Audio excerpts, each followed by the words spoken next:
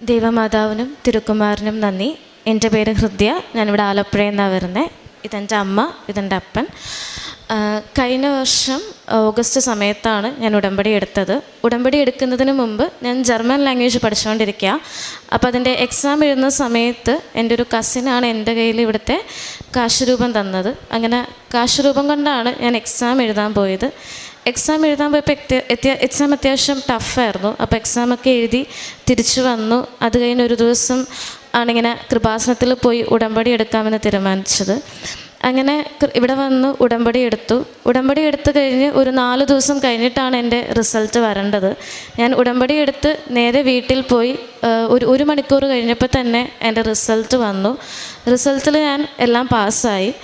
അതിനുശേഷം പിന്നെയുള്ള അപ്പം തന്നെ എനിക്ക് ഭയങ്കര വിശ്വാസമായി. അതിനുശേഷം പിന്നെ എനിക്ക് സ്പീക്കിംഗ് ഉണ്ടായിരുന്നു. അപ്പോൾ ഞാൻ ബാംഗ്ലൂർ പോയി സ്പീക്കിംഗ് അറ്റൻഡ് ചെയ്യുന്ന സമയത്തും ഈ കാശുരൂപം കൊണ്ടാണ് സ്പീക്കിംഗ് അറ്റൻഡ് ചെയ്യാൻ പോയത്. സ്പീക്കിംഗ് അറ്റൻഡ് ചെയ്യുമ്പോഴത്തേനും അത്യാവശ്യം നല്ല ഡിഫിക്കൽട്ടായിരുന്നു. അപ്പോൾ ഞാൻ ഈ കാശുരൂപം കയ്യിലിങ്ങനെ മുറുകെ പിടിച്ചിട്ടാണ് ഓരോന്നിനും ആൻസർ കൊടുത്തത്. അങ്ങനെ സ്പീക്കിങ്ങും പാസ്സായി. പിന്നെ അതിനുശേഷം ഇൻ്റർവ്യൂ ഉണ്ടായിരുന്നു. ഇൻ്റർവ്യൂവിൻ്റെ സമയത്തും തൈലം നെറ്റിയിൽ കുരിശുകൊണ്ട് വരച്ചിട്ട് കാശുരൂപം കയ്യിൽ പിടിച്ചിട്ടാണ് ഇൻ്റർവ്യൂവും അറ്റൻഡ് ചെയ്യാൻ പോയത്. അങ്ങനെ ഇൻ്റർവ്യൂവും പാസ്സായി. പിന്നെ അതിനുശേഷം എല്ലാ ദിവസവും ഇവിടെ വന്ന് വൈകുന്നേരം വന്ന് പ്രാർത്ഥിക്കും, കുറേ നേരം കൊന്ത ചൊല്ലും.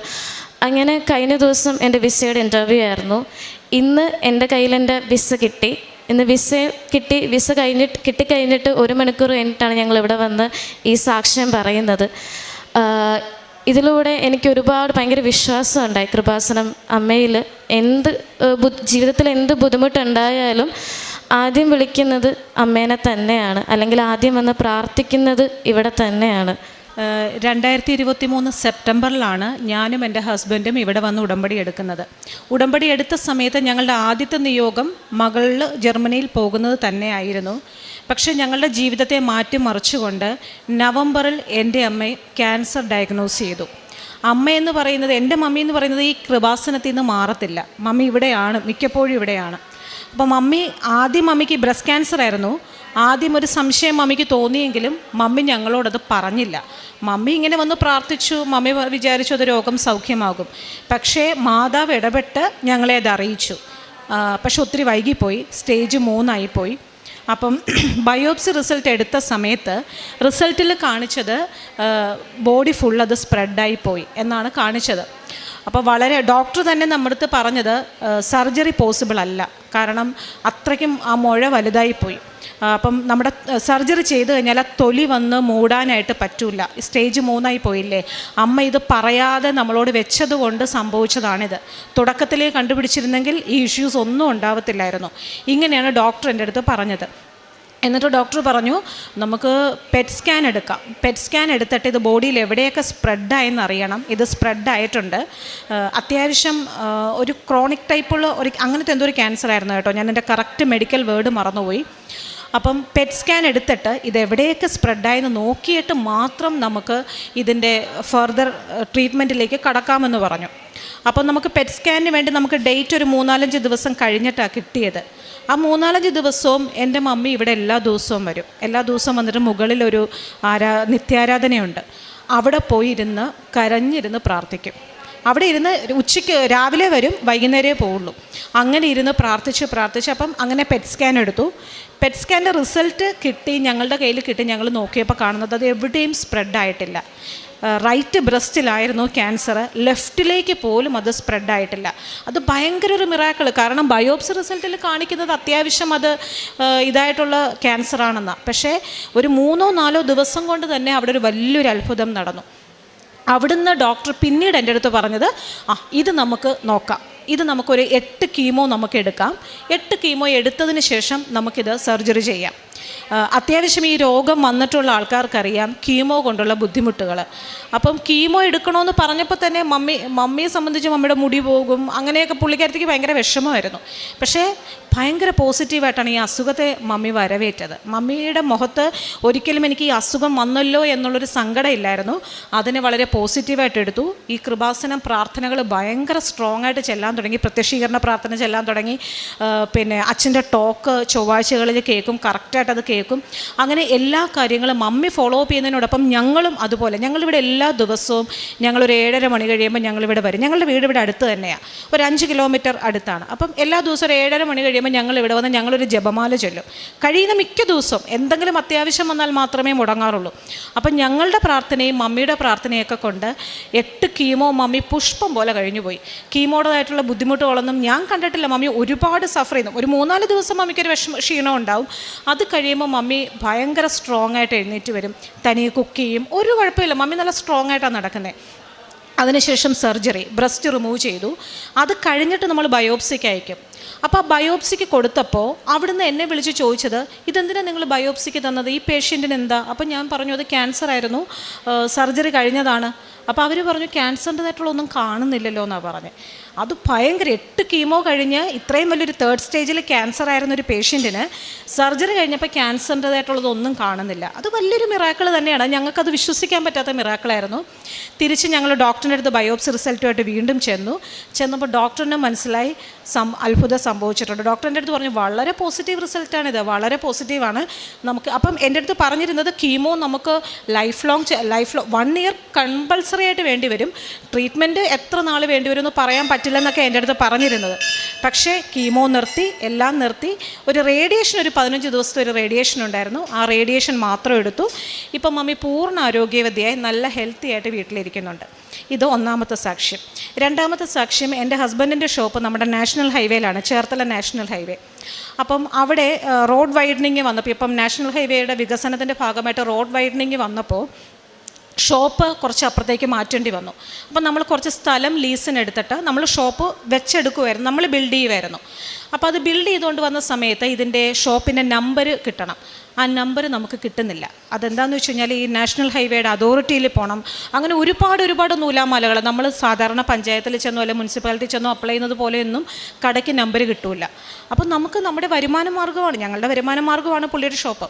അപ്പോൾ അത് നിന്നുപോയി. ഈ ഷോപ്പിൻ്റെ നമ്പറിന് വേണ്ടി ഞങ്ങൾ കയറി ഇറങ്ങാത്ത സ്ഥലമില്ല. നമുക്ക് എന്തെങ്കിലും ഒരു ആവശ്യം നമുക്കൊരു സർക്കാർ തലത്തിൽ വേണമെന്നുണ്ടെങ്കിൽ നമ്മൾ എന്താ ചെയ്യുക, നമ്മൾ രാഷ്ട്രീയ പാർട്ടിപരമായിട്ട് അങ്ങനെയൊക്കെ പോകും, റെക്കമെൻഡേഷന് പോകും.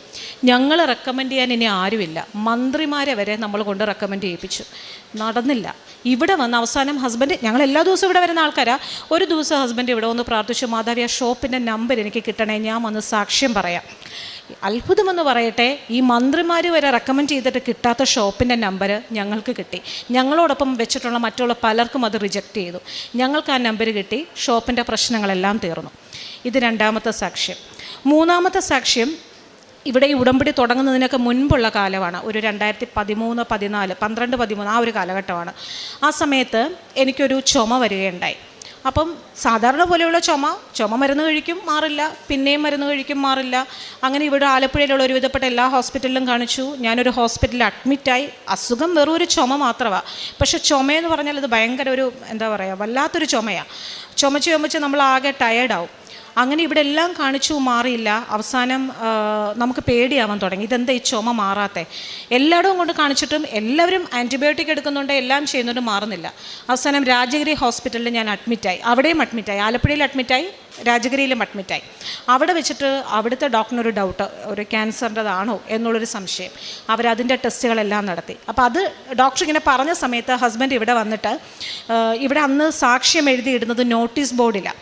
അപ്പം പുള്ളിക്കാരൻ ഇവിടെ വന്ന് മാതാവിനോട് പ്രാർത്ഥിച്ചു, ഞാൻ സാക്ഷ്യം നോട്ടീസ് ബോർഡിൽ എഴുതിയിട്ടേക്കാം മാതാവേ, അസുഖം ഭേദമാക്കി തരണേ എന്ന് പ്രാർത്ഥിച്ചു.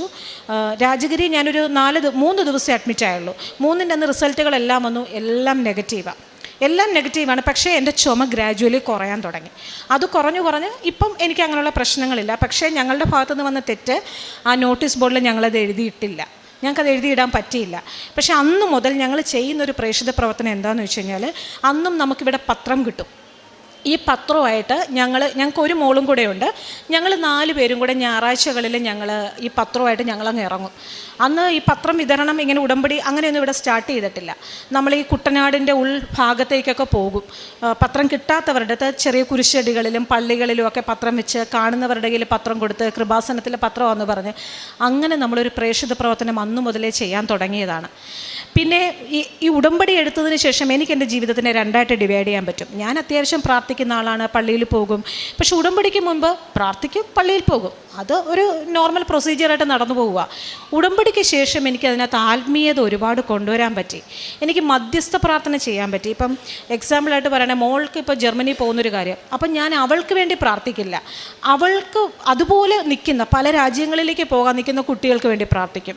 നമ്മളുടെ ജീവിതത്തിൽ നമുക്ക് എന്തെങ്കിലും ഒരു സാമ്പത്തിക ബുദ്ധിമുട്ടുണ്ടായി ഞാൻ അതിനു വേണ്ടി പ്രാർത്ഥിക്കില്ല.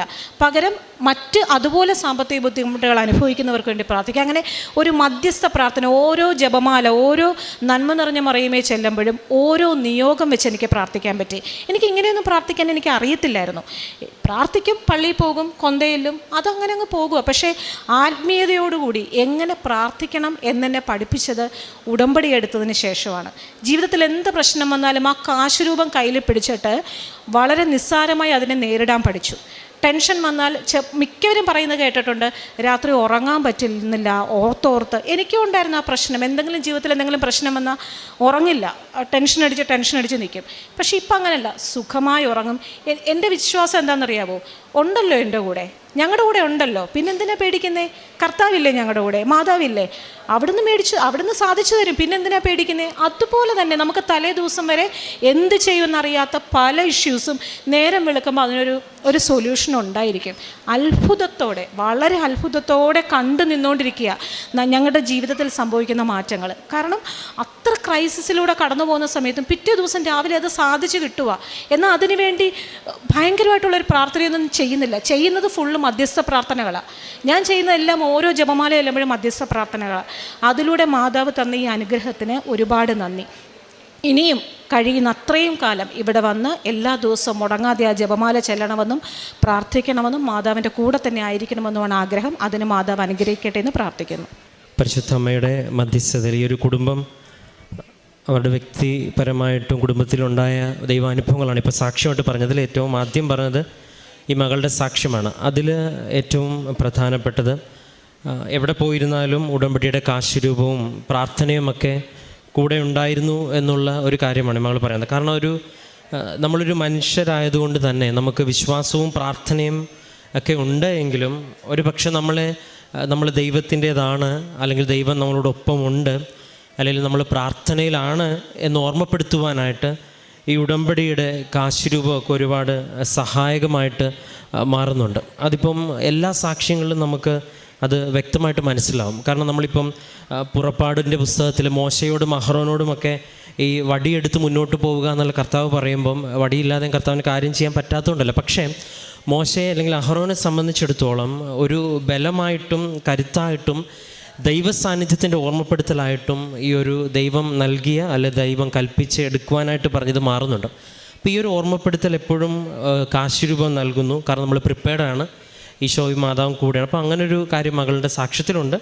അങ്ങനെ പോകുന്നതെന്ന് മാത്രമല്ല, ആ പോയ എല്ലാ കാര്യങ്ങൾക്കും വ്യക്തമായിട്ടൊരു ഉത്തരം ലഭിച്ചു എന്നുള്ളതാണ്. അത് ഇവിടെ ഉടമ്പടി എടുത്ത് പോയത് ആ ദിവസം തന്നെ കുറേ നാളുകൾക്ക് ശേഷം വരേണ്ട റിസൾട്ട് വന്നു എന്നുള്ളത്. അപ്പം ഓരോ വിശ്വാസത്തിൻ്റെ അടിസ്ഥാനം ഇങ്ങനെ ചെറുതും വലുതുമായ അനുഭവങ്ങൾ. രണ്ടാമത്തത് ഇവിടെ വർഷങ്ങളോളം വന്ന് പ്രാർത്ഥിക്കുന്ന അമ്മയുടെ അനുഭവമാണ്. അതും ഒരു പരിധിവരെ ലഭിച്ചൊരു ആത്മീയമായ ശക്തിയെക്കുറിച്ചും ആത്മീയമായ ബലത്തിനെക്കുറിച്ചും ഉള്ള വലിയൊരു അനുഭവമാണ്. കാരണം പ്രാർത്ഥിച്ച് എന്തിനെ അതിജീവിക്കാം എന്നുള്ളൊരു ഓർമ്മപ്പെടുത്തല. പിന്നെ മൂന്നാമത്തത് ഈ കുടുംബത്തിലുണ്ടായ എല്ലാ സാഹചര്യങ്ങളും ഇപ്പം ഈ മകളുടെ അമ്മ പറഞ്ഞതുപോലെ എന്തും അതിജീവിക്കാനുള്ള കഴിവ്. സത്യം പറഞ്ഞാൽ ഉടമ്പടിയും പ്രാർത്ഥനയിൽ ലഭിക്കുന്ന ഏറ്റവും വലിയ അത്ഭുതം എന്ന് പറയുന്നത് ഒരു വ്യക്തിക്ക് ഏത് സാഹചര്യത്തെയും വളരെ ദൈവ സാന്നിധ്യത്തോടു കൂടി അതിജീവിക്കാനുള്ള കഴിവാണ്. അത് ദൈവം നൽകുന്ന ഏറ്റവും, കാരണം ജീവിതത്തിൻ്റെ ഏത് സാഹചര്യത്തെ കാരണം 23-ാം സങ്കീർത്തനത്തിൽ കർത്താവ് ഇരുൾ മൂടിയ താഴ്വരയിലൂടെ നടന്നാലും മരണഭീതികളുടെ നടുവിലൂടെ നടന്നാലും നീ ഭയം എന്തെന്ന് അറിയത്തില്ലെന്ന് പറയുന്നത് ദൈവത്തിൻ്റെ ഏറ്റവും വലിയ വാഗ്ദാനമാണ്.